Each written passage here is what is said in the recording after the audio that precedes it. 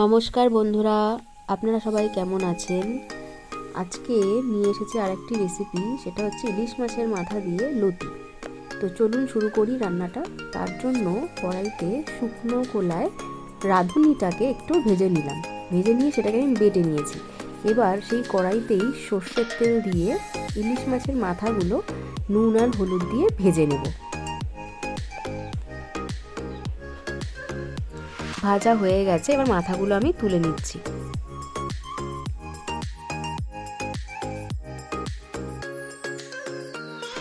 এবার ওই তেলের মধ্যেই শুকনো লঙ্কা আর রাঁধুনি ফোড়ন দিয়ে দিলাম।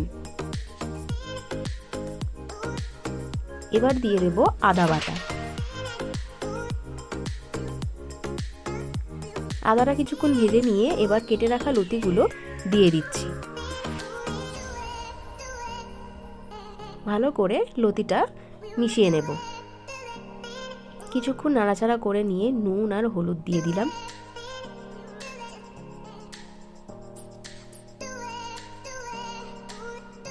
এখন দিয়ে দিচ্ছি কাঁচা লঙ্কা বাটা।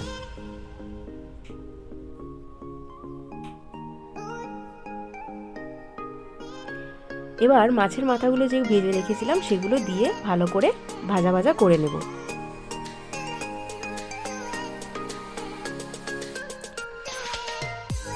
এখন এর মধ্যে আমি দিয়ে দিচ্ছি জল,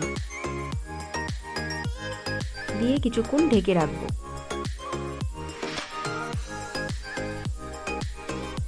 আর এখন যে রাঁধুনিটা ড্রাই রোস্ট করে বেটে রেখেছিলাম সেই রাঁধুনি বাটাটা আমি এখন দিয়ে দেব।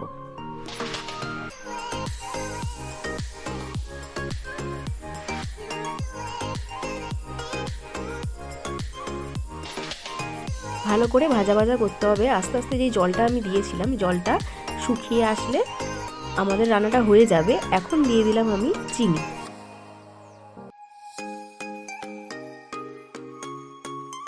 দেখুন জলটা প্রায় শুকিয়েই গেছে, তো ভাজা ভাজা করে নিচ্ছি ভালোভাবে।